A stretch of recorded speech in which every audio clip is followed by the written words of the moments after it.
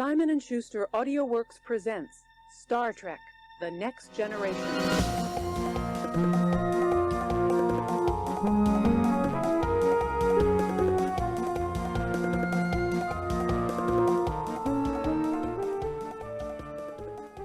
I can't believe we've been tricked into watching the same movie. Yeah. 3 times. Yeah. 4 times. We are, in the end, we are the fools, you know. What's that saying? It's like, you know, Fool me once, shame on you. Once. Yeah. Fool me twice, shame on me. Yeah, exactly. But I feel like I guess. That's what, instead of the change, like, you know, the Child of Fire or a Goblet of Blood, Rebel Moon, it should be shame on you. That's what this especially part 2, shame on you. You know, that's what it should be instead of whatever it was. What was it? I don't even remember what the part 2. Curse of forgiveness. Forgiveness, yeah. Because the main character is forgiven, but it feels like a curse to her. Yeah, to be forgiven of such a heinous act of murder. But it's okay, she's still alive. Assassinating royalty. She survived. No, she survived. It's not assassination. She survived. She survived. Yeah. So we watched Rebel Moon in marathon, right? Rebel Moon Part 1 and Part 2 director cut on the weekend. Zack Snyder, the Snyder cut. Yeah. Finally, they bent the knee and allowed Zack Snyder to make the true version of these films that was intended from the beginning. Yeah, Zack Snyder sent us a projector, like a huge film projector, and a real film of the director cut. He sent us a 35mm print. And I set it up in my living room, and I beamed it on a wall. Now, unfortunately, we did have to sign an agreement when we received these. Yeah. So just know that essentially our commentary is going to be an ad, but we will be absolutely truthful in what we thought of the film. Yeah. We'll always uphold truth to our criticism. That's the most important part for us. Anyway, if you have to see a version of Rebel Moon, you gotta see this one. It's revolutionary. It's like it's a heavy metal acid trip of a movie. I didn't know what was coming up, and I thought the entire time, Zack Snyder must be a genius, because although I didn't like the PG-13 version, this R-rated version has exactly what I need. Yeah, I agree with you. And but you know, it's now, if you don't mind, I'm gonna go to the store in my brand new Vespa. Don't ask me where I got it. Yeah. I guess I gotta record the podcast on my own now that Ben is driven on a Vespa. He doesn't know where he got it from. But yeah, Rebel Moon Part 1 and Part 2 changed. They also changed the subtitles for them because here's the thing. Originally, we thought Rebel Moon Part 1, Child of Fire, and then the R-rated version they were like Rebel Moon Chapter 1. True. Chalice of Blood. But then we clicked on them on Netflix and it said Rebel Moon Part 1 Director's Cut. Yeah, it's well, okay. it's like a map. It's like a corkboard, like connected with string. You know, it all makes sense if you lay it out. You know, and on a visual. You know, but yeah, we watched it. We loved it. We were screaming while we were watching it. How awesome it was. We had our friend Gabriel there from the show. Yeah, he hadn't seen the PG-13 version, so he was there going like, "Oh my god." I missed that. God. He cried. Like we saw tears in his eyes as he was watching this like we had a muted experience because we already knew about all of the great characters, all of the great warriors that they would recruit to help them, and the incredible villains. So we had more of a muted response because we already saw them before. Yeah, they weren't fresh for us. Yeah, we saw them and we were like, "Oh, there's the there's Noble, the villain. Yeah. There's Turok." The Conan guy. Oh man, and Nemesis, the cool samurai lady with the 2 swords. Oh man, but Gabs, he was like, "This is the most incredible thing I've ever seen." Yeah, he was like, actually, Hands he was talking. He like after the both parts finished, you could, when he got so sad that it ended. He was, I'm going to kill myself now. That's what he said, because this media has finished. But then we told him, talk him off of the ledge a little bit. but then to talk him off the ledge, we told him, don't worry, Zack Snyder is gonna make more, because he said he's gonna make 20 of these, and he was perked up. It was like, imagine that Avatar depression times 10. Yeah, exactly. People are watching. It's dangerous. They have to put a disclaimer on Netflix because people are watching these movies and they are immediately trying to kill themselves once it's over. It was just so good. You had to press like there was like we had to read a EULA that said like, we had to read it out loud into a microphone. It said, an AI knows it word by word to go, yep. We are not responsible for, your lack of will to live after watching it, because the Zack Snyder's world is so real and you want to be in it, They have a special Samaritans number set up at Netflix for you to call after the prioritized too, so like everything else gets discarded. Like you go jump the queue at the beginning, you're there, they get you on call immediately, they would talk you off the ledge, but yeah, it was great. All the new scenes, all the new footage, all the incredible new bits of world building, like biggest one for me, Guna eating pussy. Second biggest one for me. Sorry, my Vespa just pulled up outside. Biggest one. On your Vespa? Zack Snyder. Zack Snyder repossessed it. He repossessed it. Second biggest one for me, Turok. He loves old women. He loves fucking old women. The third biggest one, exploding monkey. Yeah, exploding tiny monkey. Exploding monkey is a nuke, cool. Apparently. It's so awesome, man. What an incredible director's cut. Thank you, Zack Snyder. I can't wait for the next Snyder cut of Rebel Moon 2. Yeah. Part 1 and 2. Maybe even a part 3. Who knows? Yeah, part 3. Exploding monkey. That's the song. Part 1, an exploding monkey. Yeah. I can't wait to see his story, It's incredible that we've watched these movies twice, essentially, and we still don't know who the Child of Fire was supposed to be. What is it? What was that? Even the Chalice of Blood. It's like it's a title that can apply to so many characters in this movie that you're like, I think that it applies to like the princess, but like, is it? Like you could always make an argument that something. I think it's supposed to be the main character. Yeah, I know. That's the thing. Right. There you go. You can make an argument for why it could be the main character. It's so stupid. But yeah, Chalice of Blood.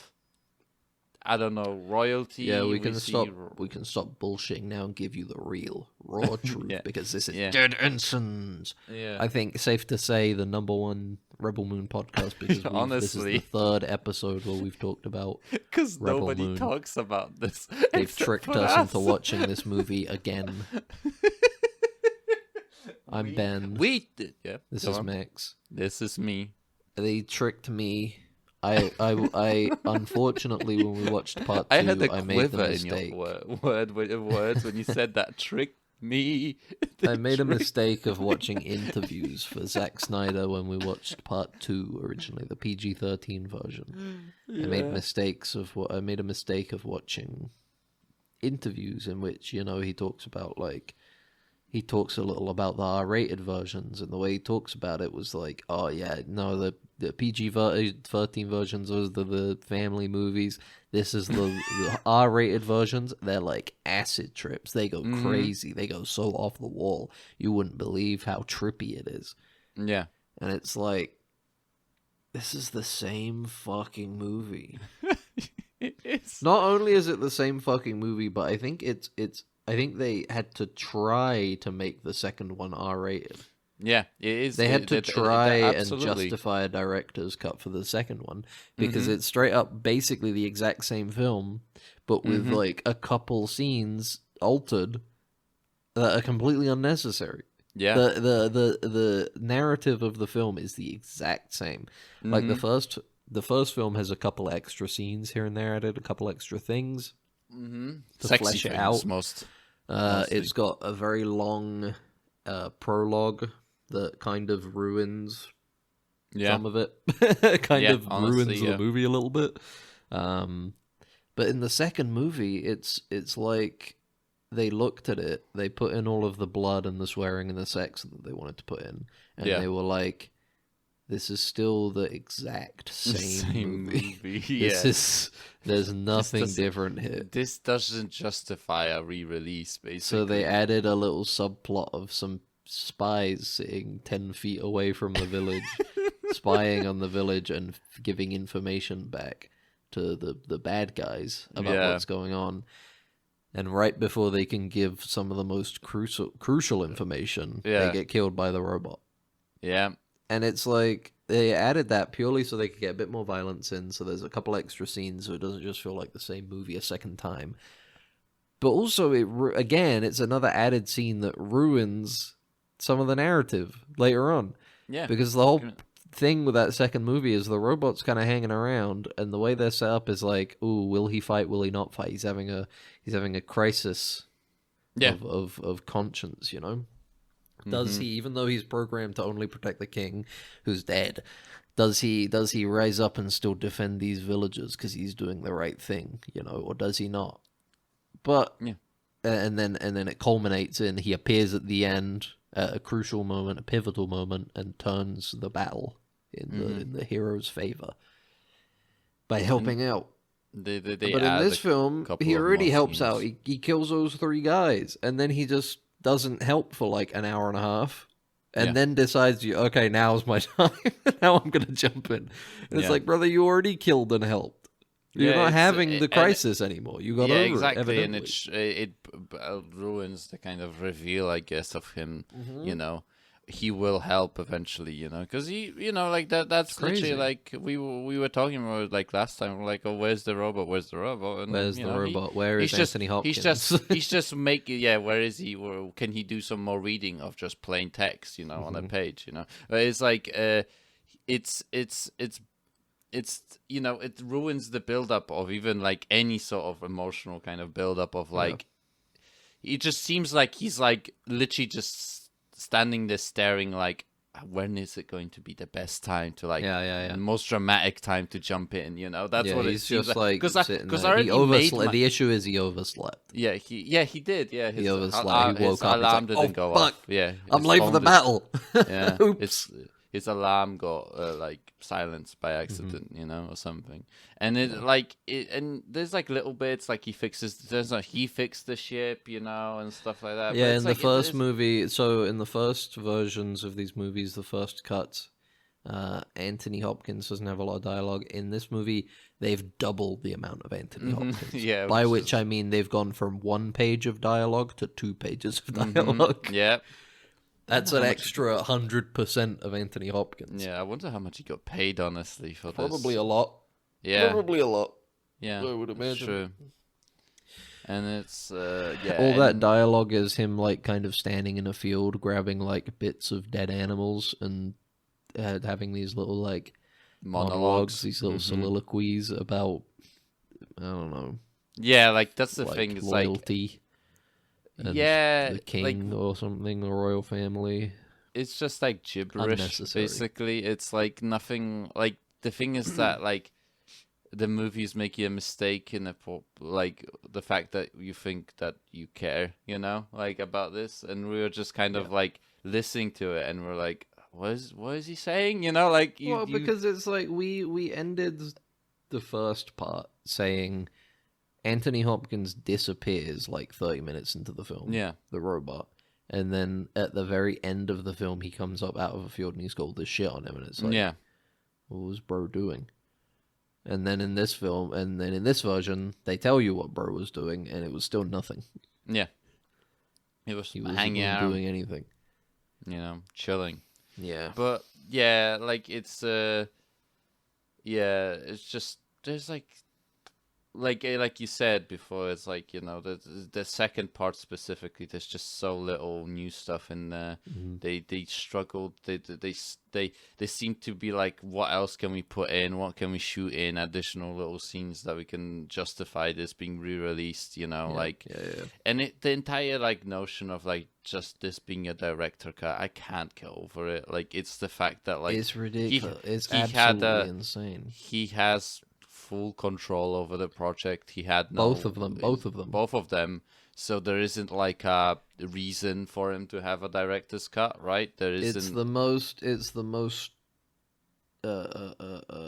most damning thing about it is that it's like this is purely just on its surface. You can just see it as like a way to entice the Snyder Cut people. Yeah, it's weird. It's so strange. It's like, and it's devoid of any sort of creativity, which is strange considering the whole point of this film, at least for him as a creator, is this is my super creative magnum opus sci-fi epic.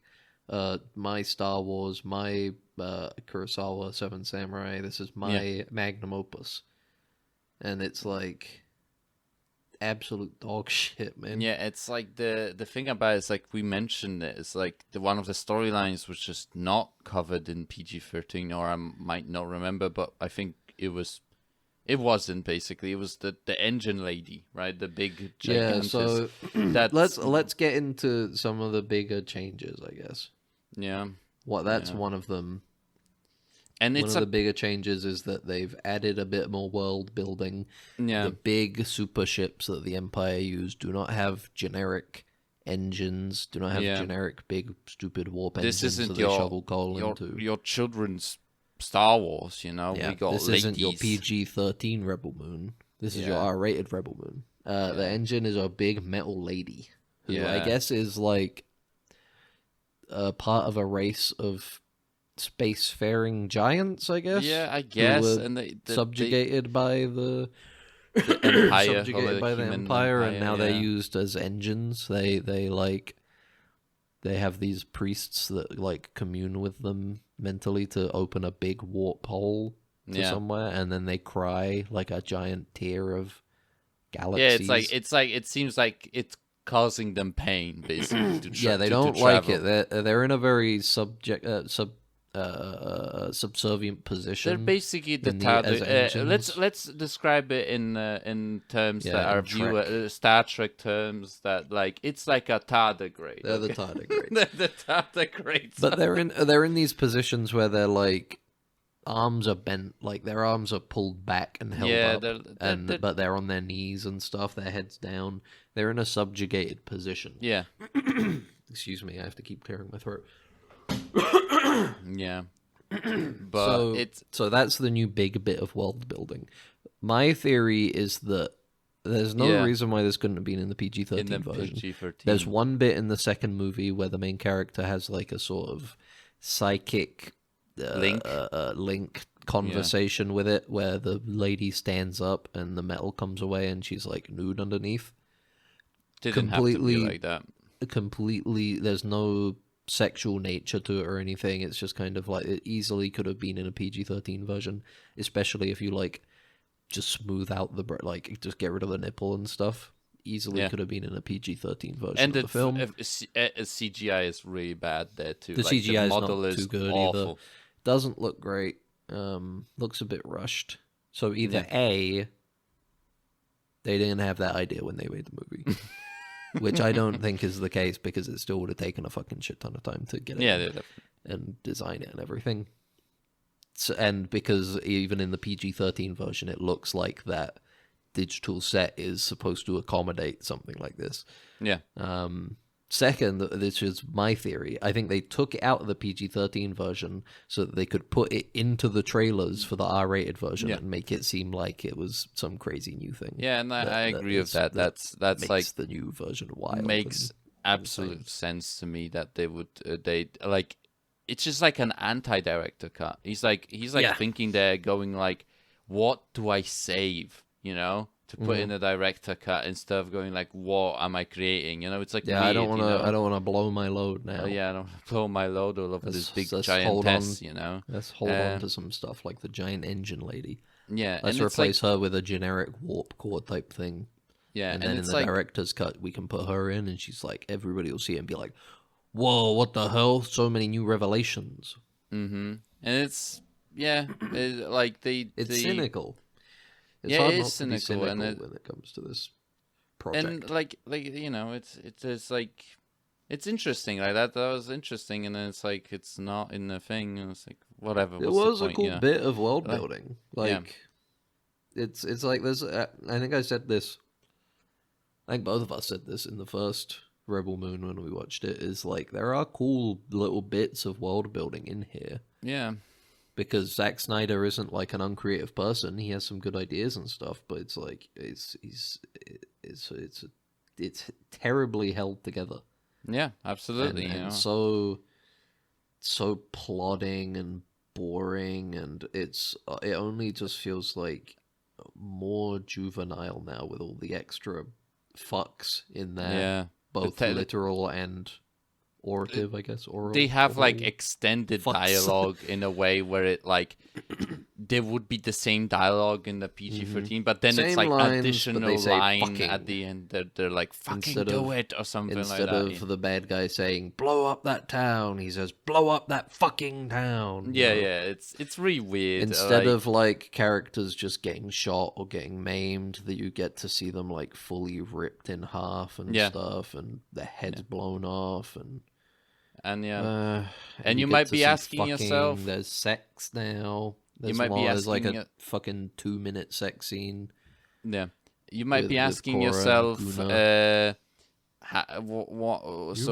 does the scene about the sexual assault and threats in this movie? They're all the same. PG-13. It's still the exact same. It's the same thing. It's the exact same thing, but they say fucking instead. Yeah, they say fucking in those instead. They were like giant engine lady. We can't put that in the PG-13 version. Yeah, the 2 instances of the threat of sexual assault.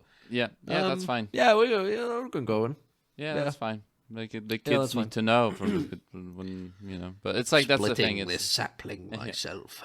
And another stupid thing that I kind of noticed, I guess, at the end of the thing is just like they have like this thing with the teeth that they collect that they wasn't in the another bit of original world one. building is that now, when you pointed it out to me and I didn't think about it at first, but you're right. Throughout the first movie, whenever he goes to these planets and he kills their leader, he takes some teeth. They put the teeth in like a big like mural, collage, like I don't know what the fuck to call it. It's like a mosaic of teeth surrounding a picture of the dead princess, the slain princess. Mm-hmm. And it comes together at the end because now we have context for it. 'Cause it happened in the PG-13 movie, and you don't know why. But when Korra, the main character, hits the villain with his own stick and his teeth fly out in slow motion, is a callback to how he did that to other people. So now he is brought down to the position of the people that he would subjugate. And that's it. And that's it. And then outside of that, the teeth have no purpose still. Yeah, exactly. It's like it was the guy with the teeth blows up like an hour into the second film. Yeah, that's it. Not giving any context on it. It's just something they do, I guess. Yeah, it's just like stuff to put in a visual encyclopedia for this movie that was supposed to be released, but it isn't, and it's not going to be because nobody cares. So the only other major difference I would say in this film is there is a new prologue in the first part. So instead of starting straight with Korra on the farming planet, and you get to meet Korra and see her hanging out, and she doesn't quite fit in. She's not very open. She's very shut off from everybody else in the village. Instead of that, we get to see the bad guys performing a genocide and stuff on a planet. We get to see a cool badass guy shoot a bunch of soldiers and use a monkey that explodes into a nuke. And like Crazy Frog. It's like a 20-minute sequence as well. It is very long. I would say it's a bulk of the changes in the first one. The highest percentage of changes comes from this this intro sequence. And it's like, it's interesting because first of all, it sets up earlier Actually, how evil these people are, how evil the Empire is. hey, actually, am I just like this is like What? something is the son of the guy that gets killed at the beginning, like in that prologue? Is that the good soldier? The same act? Am I just No. Is he not? Okay, good. Then I was like, for some reason I thought maybe it's the same guy. Okay, then that's fine. Yeah. But No, because that's like, I think that scene is supposed to take place like only a few days before, like the beginning of the rest of the movie. Yeah, there's a whole sequence where there's this one leader of this planet. He's trying to defend his family in their big monastery temple thing.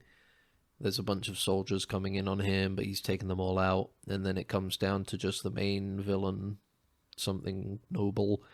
He comes up and he's like, here's my big stick. Your family will live, but your son has to kill you. Mm-hmm. There's a whole 5-minute sequence where his son has to brutally cave his dad's head in, and then they take the son away because they're like, now you're going to be a good soldier, ha ha ha. And then he kills the family. He kills the wife and the daughters anyway. So yeah. They just it just shows you that this guy's insane and evil. Mm-hmm. And it works in one sense that, you get this long, brutal sequence that sets up the Empire as being very depraved and evil, like abhorrently evil, and absolutely without any empathy, whatever. You just, here are the people that you hate. These are the villains. Hate the villains. They're evil. Mm-hmm. But at the same time, you then get to the bit later on when they first turn up at Korra's village.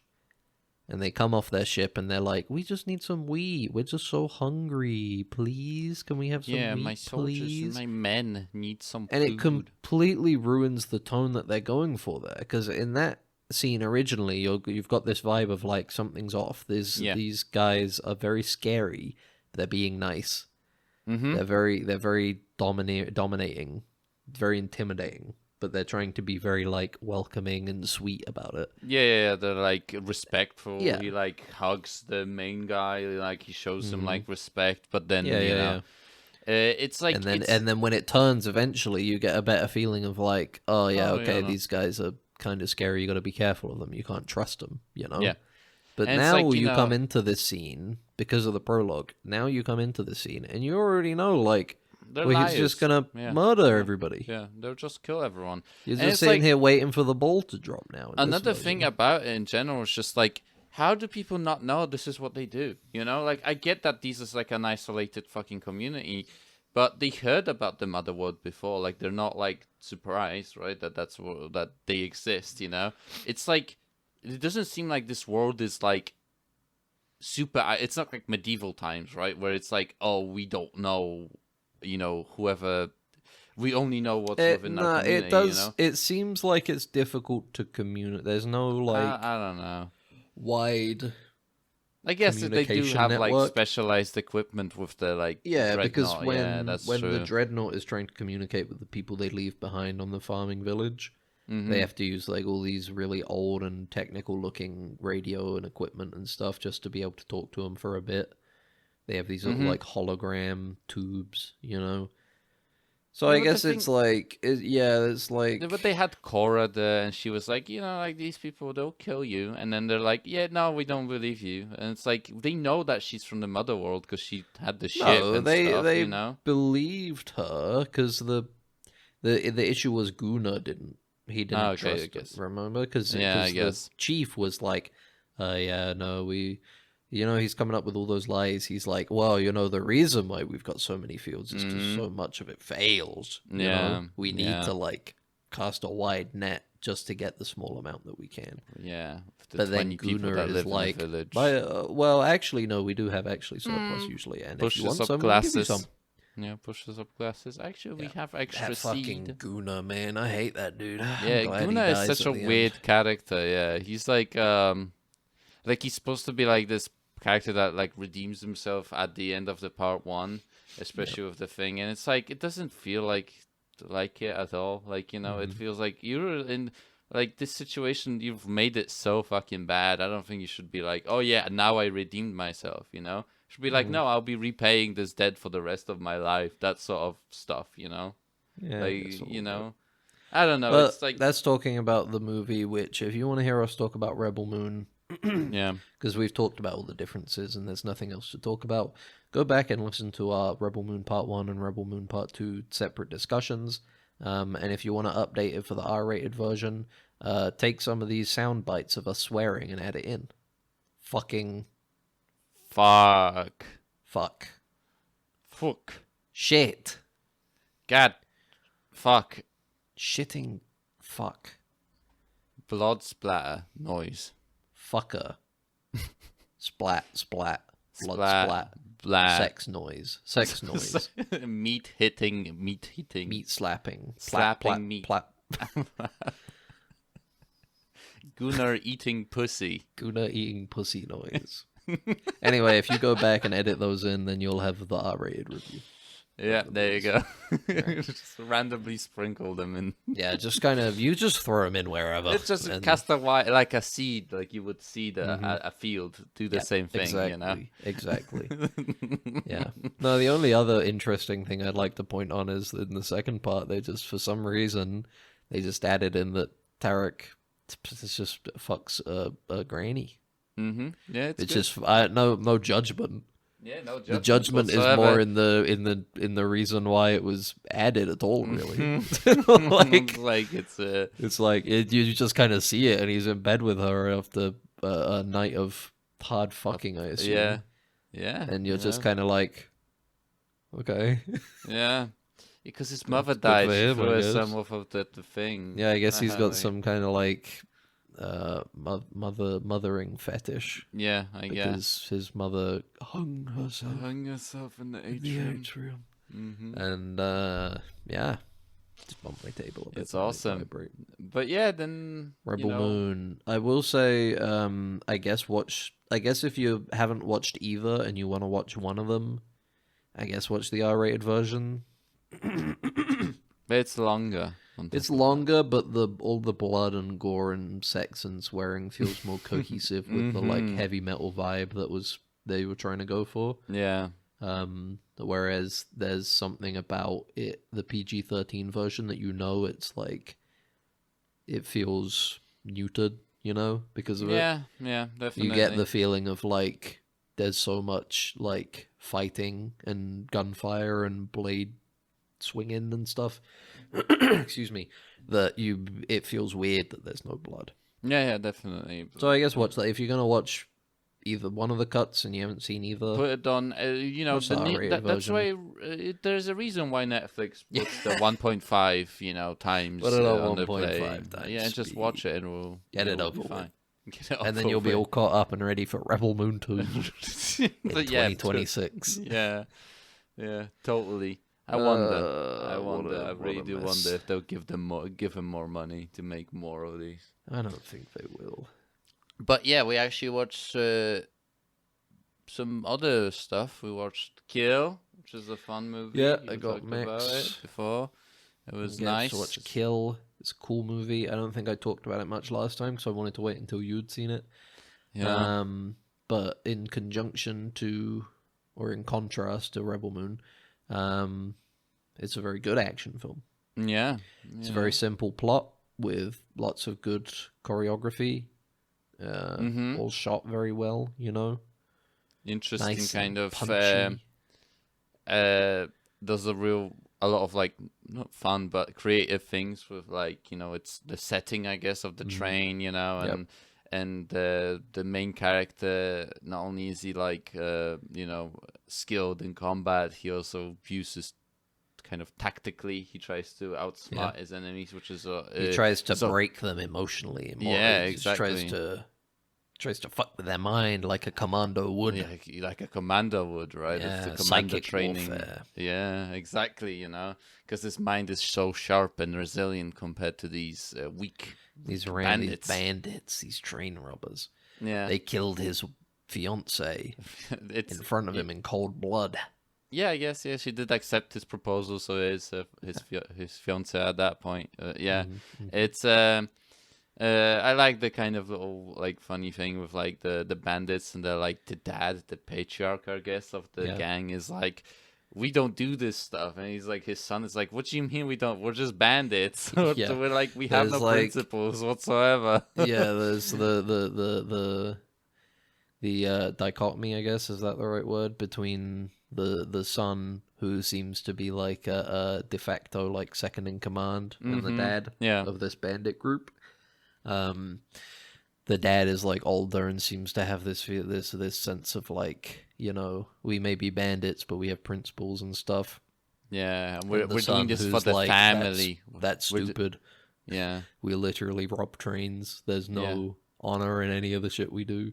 No. So why not? Who cares how many people die? We need to get paid, you know? Yeah, exactly. It's like, we need to do this for the family. Like, that's why it's like, we're doing this to survive, you know, sort of thing. It's like you killed like people, and I'm like, you're killing people for like phones, like iPhones and iPads, you know? Like, this is not like honorable in any way, you know? It's like horrible, you know? And I guess it's like you know, it's like the,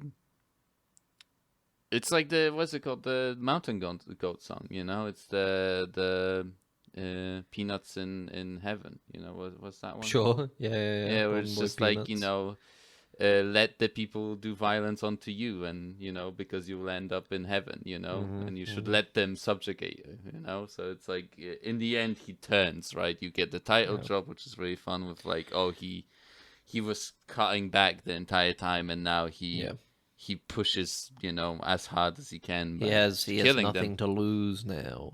Yeah. Before he just wanted to. He doesn't care about the bandits stealing phones or anything. He just wanted to make sure his fiance was safe, and they got off this train. Yeah, and they were. But now, oops, they killed her. Now you guys will die. Yeah, it's like kill. Kill. Yeah, he's like, that's the kind of like how persistent they are. They're like, you know, they realize, oh, these are wealthy people. We need to get them so we can ransom. They realize that his fiance's dad is the head of like a big transportation business. He's worth lots and lots of money. They can kidnap him, ransom him, get a bunch of money. Yeah, all good. So they're very unfortunately persistent. His daughter has a secret commando fiance. We all need a secret commando fiance, honestly, you know. We should all strive to have a There should be like a fiance. special version of Tinder just for that. It matches people with commandos to protect them. It says that it's just the copy pasta. It's the Navy SEAL copy pasta, and it's like 200 confirmed kills, you know, top of my class, the Navy school, you know. Yeah, that's cool. Yeah, it's a good movie. I recommend it. Better Thumbs than up. If you're going to watch Rebel Moon, or just watch Kill instead. But that's the thing with Rebel Moon in general. If you're gonna watch Rebel Moon, just watch anything else. Just watch anything else. Like, seriously, honestly, just watch whatever else is out there, please. It's not worth it. It's really not worth it. Yeah. In 5 years, watch a compilation of all of the coolest moments on YouTube, and then that's it. You don't need to watch a like a essay, like a video essay, someone talking about how underestimated and a hidden gem Rebel Moon is, or whatever hidden gem. Well, wait until it starts. It's unfortunate that the Netflix service got nuked in that like terrorist attack, and now the actual footage is going to source media. We only have compilations of coolest scenes on YouTube, you know. Wait until the revisionists come along, basically. You know? The revisionists came along, and I said nothing. Their first day came for Rebel Moon, and I said nothing. They said nothing. Anyway, watch Kill. It's good. It's good. Yeah, it's good. What else have we watched? It's kind of cheesy, but in a fun way. It's good. Yeah, exactly, definitely. We watched something else adjacent to Star Trek, right? Yeah, we've realized now that there's not going to be any new Star Trek, probably for like another year, maybe. Probably, yeah. At this rate, so time to get into some different sci-fi. Yeah, so our friend Rebel Moon. Ash, Rebel Moon. We our favorite person, a friend of the Shouts show, out. Ash, is into Stargate, so we decided to watch the movie, Stargate movie that was. Yeah, well, first off, we tried to watch the Michigan but- Lake Monster, yeah, and I it didn't wasn't finish very it. good, and we got bored, so we Yeah. turned it off. And we were just hopping around and looking at Amazon, and we thought Stargate. How about Stargate SG-1? But we Yeah. didn't realize that it was a movie first, a Roland Emmerich film. Yeah. So And we decided to give it a watch. we watch it. We give it a watch. And it's a cool kind of adventurous sci-fi movie. Have you finished it, right? You finished. I finished it. You know what's interesting is that I like it, but I feel like it's a good example for me about how the I think the overall feeling of a movie has changed. Because it's not a particularly good movie, and at the time, this shit would have been so bad. Yeah. I feel like watching this, like, 1994, chances are you were probably going to be like, this sucks. But now it has an extra factor of they don't make movies with big sets anymore. This is a movie that was criticized for having too many visual effects in it. An over-reliance on, like, CGI in this film. And Which that's is the astounding. CGI, Because you it's like- watch it in comparison to, like, nowadays, and it's like, it feels like there's barely any. Yeah, it's barely any, and it's like the thing about it that like our It's perception insane. of that sort of CGI is so twisted now because it's an aesthetic. It's an aesthetic, you know. It has like a kind of jankiness to it, but it's like artistic jankiness. It's like there's someone trying to make it at least look good somewhat, you know. Now it's like with VFX, they're just so prolific that everything kind of has this like glaze over it, that everything kind of feels looks so the same. homogenous. Yeah, exactly, you know. To Like- the point where it's like this movie that's kind of bad from there. It feels elevated almost just because it feels different to what we have today.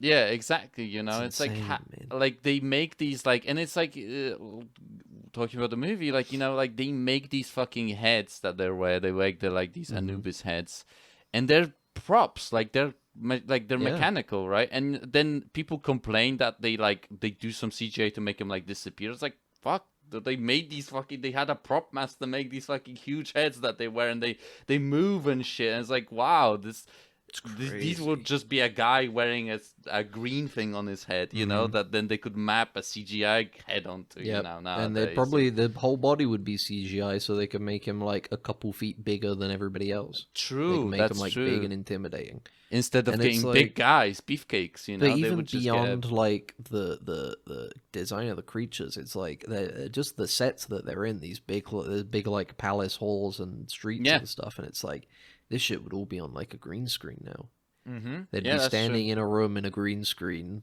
and then they would just create the environment around them in like Unreal 5 or whatever. That's true that they do. Was that stage called like they did the like dome that they just? I can't remember. I can't remember the Mandalorian thing. Yeah, the thing whatever. that's just rear screen projection and stuff. Yeah. It's but new.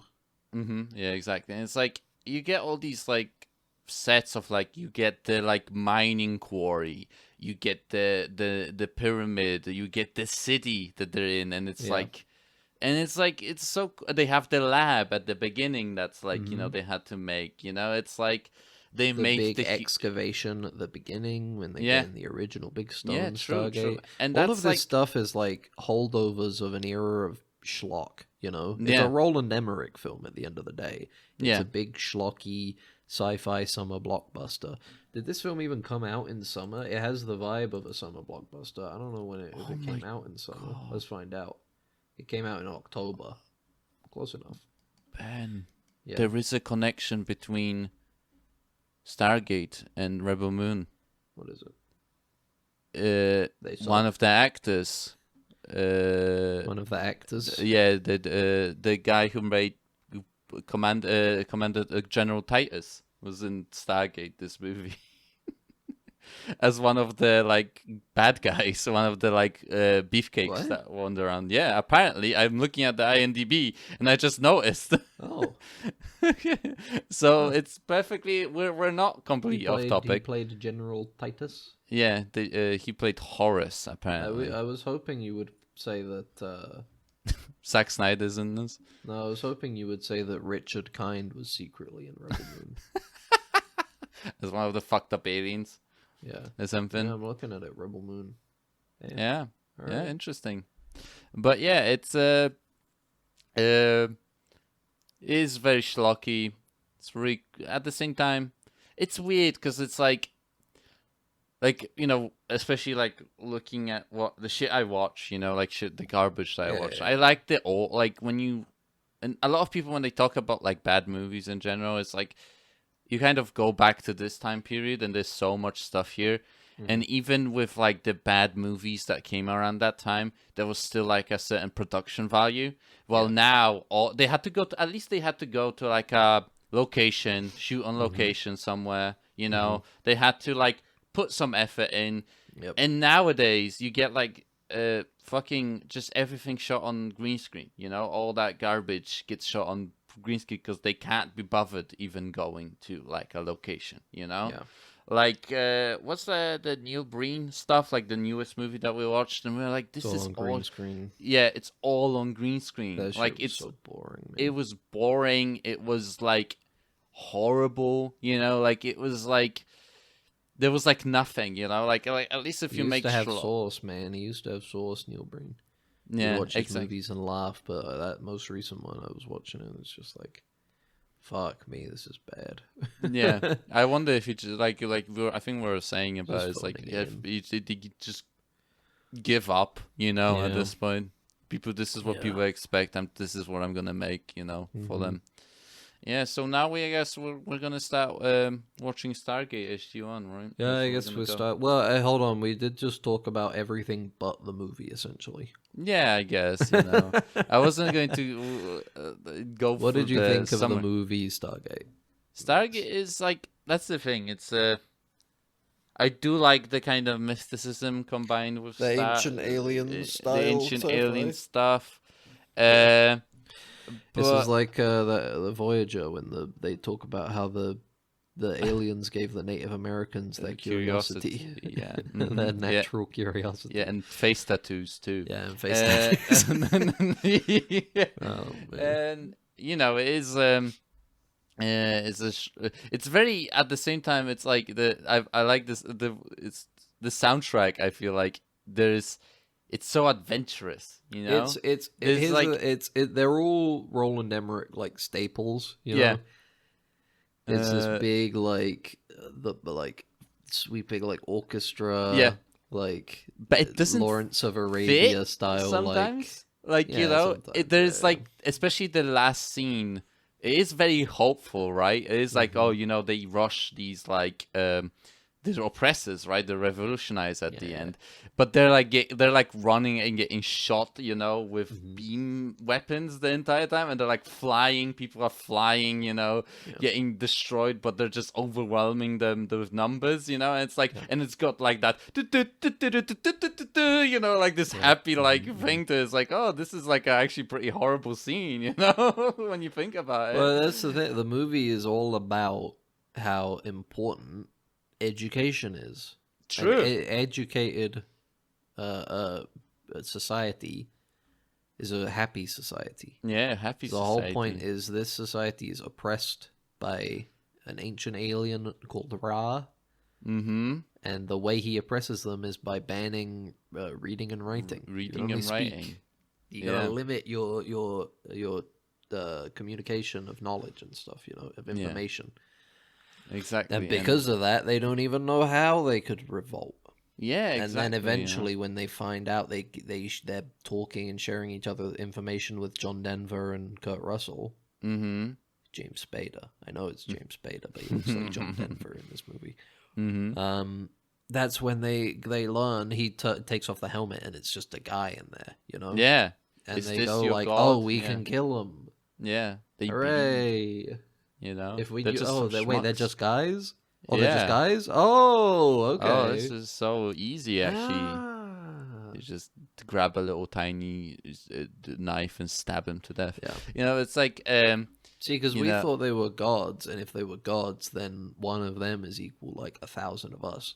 But if they're just, like, a guy... Yeah. And there's like a million of us, and fucking, let's just fucking go. You just grab him and stab him, you know? It's like, there's like 2,000 of us here, so... You put them half in a teleporter and then teleport their head away. Yeah, teleport their head, yeah. Teleport their head yeah, you have like it's really weird.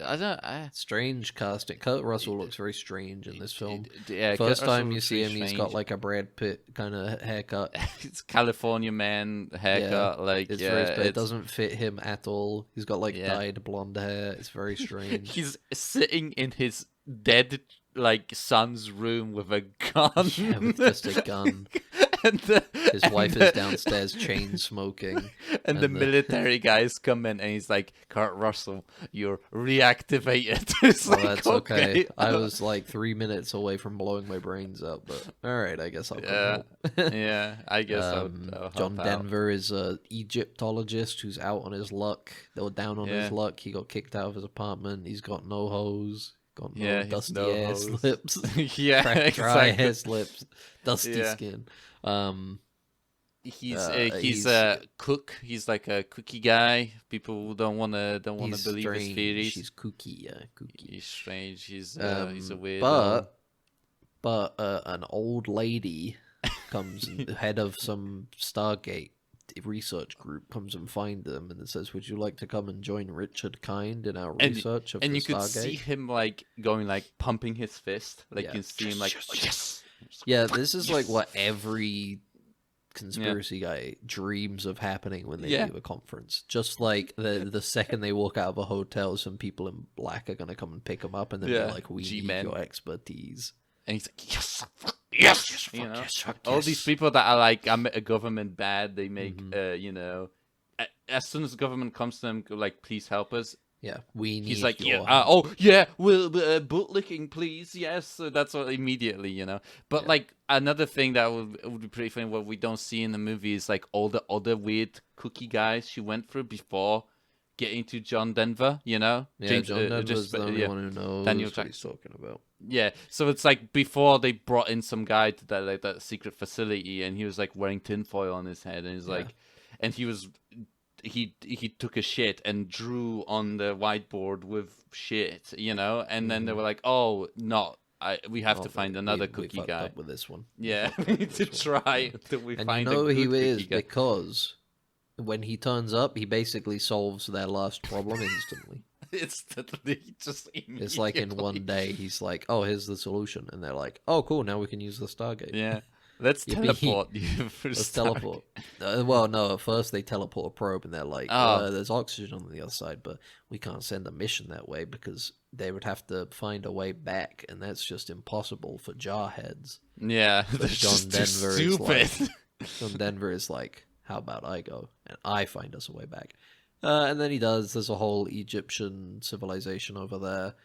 It turns out that originally the Egyptian gods was an alien, and he came along to subjugate and rule over us as slaves, and then he went through the Stargate, and then we closed the Stargate so he couldn't come back. Yeah, the revolution started on Earth, and they closed the Stargate so he couldn't come back, basically. They can't come back, and that's why our society doesn't have an alien overlord, but over there, the Egyptians on that side, they do have an alien overlord. Yeah, he still has access to like kicking. I don't know how many. It's the exact same guy because he's like immortal. Yeah, it's like the thing is that it's like he says that it's like, oh, I picked the human body because it's so easy to fix because my alien body was just so. He is like an ancient alien. He's like a He's like a gray. Like he's like gray, yeah. But big, tall kind of guy, kind of scary. Yeah. And then at the end, they blow him up with a big bomb. Yeah. an atomic bomb. And he gets incinerated like Terminator 2. Human ingenuity of the atom is used against him. Well, but they also make it more powerful by putting some of the rocks that they mine in their planet. True, they did. Next to the bomb, apparently. Yeah, because he told them he would do that, and that's how it works. And like he could have not told them about it, maybe he would have survived, you know. Yeah. But I guess he had to make the threat of like, you know, I'm going to add these rocks, and it's going to blow up the entirety of Earth, you know, to scare them. Because then if they said, "Oh, yeah, I'm just going to send the atom bomb back," they'll be like, "So you just blow up the little laboratory, and it'll be fine," you know. But then there won't be a scare. No, but it'll be 100 times stronger than a nuke. Yeah. And then they're like, "Oh fuck, that's all of America." Yeah, that's all of America. Fuck. And exceptionalism was big back then still, so they were like, "No, we can't let America be destroyed," you know. So the Americans who went through the portal go and save the day on the other side. And then exactly. Kurt Russell and the last 2 soldiers go back, but John Denver stays because he fell in love with a lady. He fell in love. Like, and he wants to become the god of this people too. Yeah, they forget about to mention. Yeah, they forget to mention the fact that he has all the knowledge and ability to kind of subjugate these people himself, right? You do it even better. Yeah, you can do it even better because you'll be like a good tyrant, you know. Like that's the thing. It's like you'll be like a good one, you know, because he was the Ra was like a bad tyrant, you know. Yeah, exactly. And he'll be a good tyrant. Exactly. Yeah. So you know, it's a good thing. I'm interested in like the plot of the show, honestly. Now, more than anything. I guess because the implication is that there were more Stargates. Yeah. Because you dial, you do like you said when we were a rotary phone, or like a rotary phone. Yeah. Key in a new thing, and then you go through, and then they go, "Wow, this place is fucked up," and then they come back. I guess. Yeah, I don't know. We'll have to find out when we get into the series. Stargate. SG-1. Yeah, at least it has star in it. You know, Star. That means it's a nice transition. Yeah. But that does mean the next show we watch is gonna have to have Gate in the end. We're gonna have to watch a new Gate show.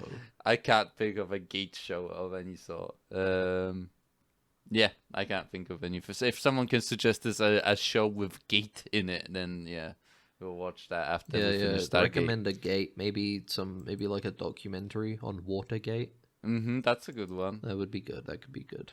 Be good. Yeah. Hellgate London, we could play that, but I think that's offline.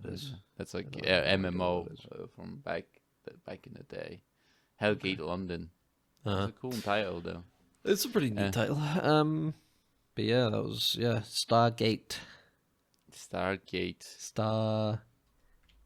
That's basically everything that we did, right? Cause, I mean, I haven't done too much otherwise. Yeah, we haven't done too much because Rebel Moon took so much of our time. Moon just took so much effort, so much of our energy.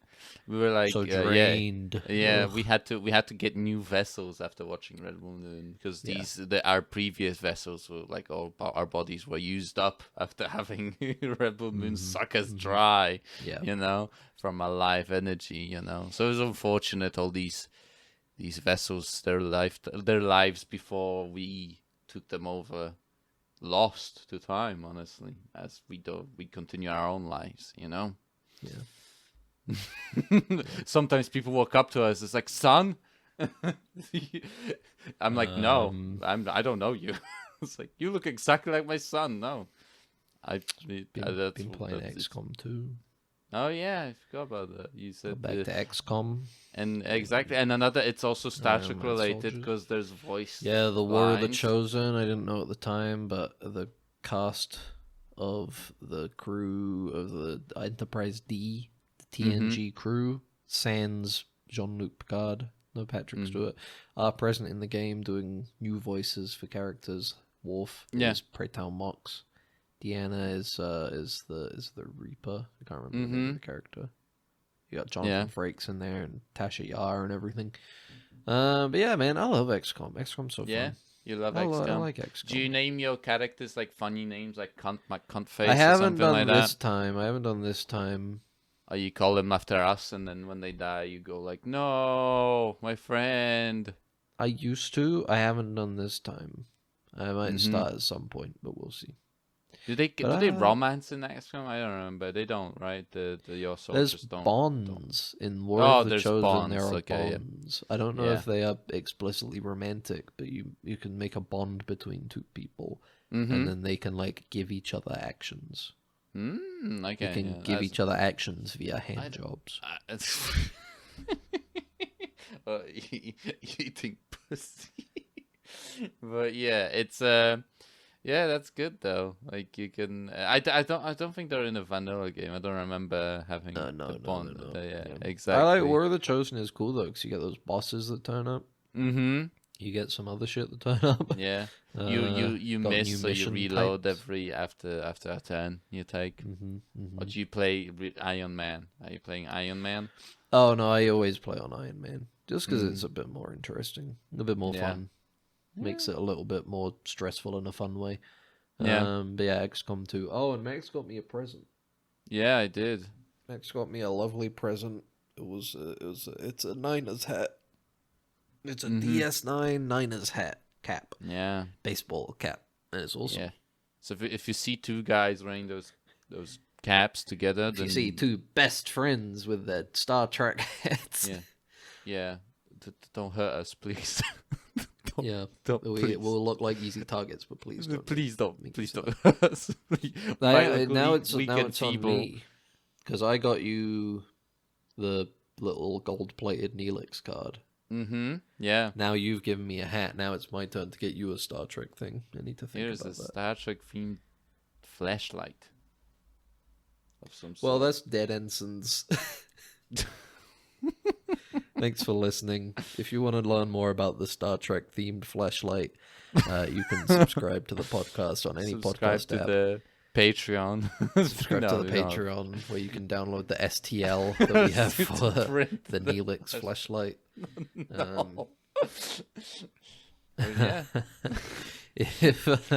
Yeah. You can subscribe to us anywhere you want, as well as leave a rating, or if you can follow, you can leave a review. Email us. Listen.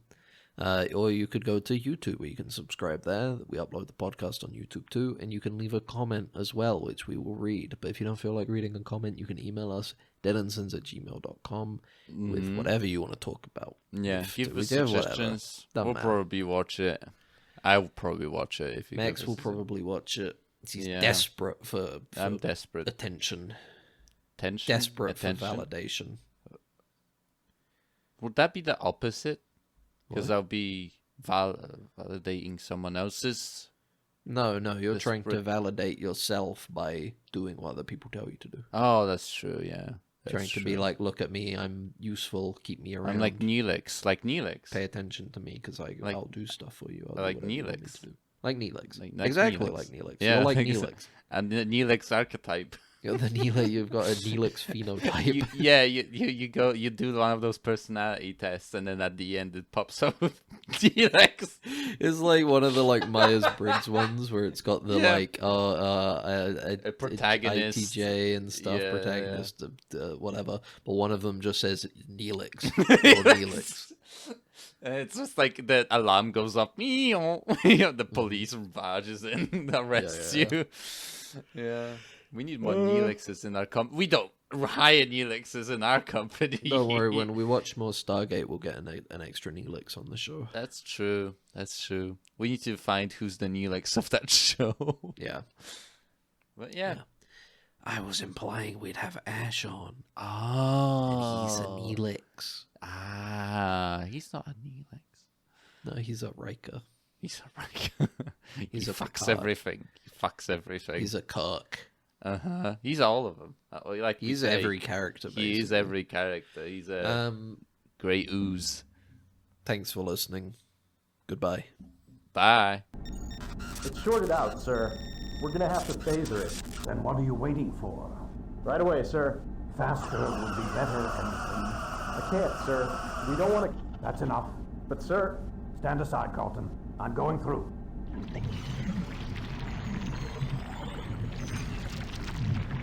You're alive. Good.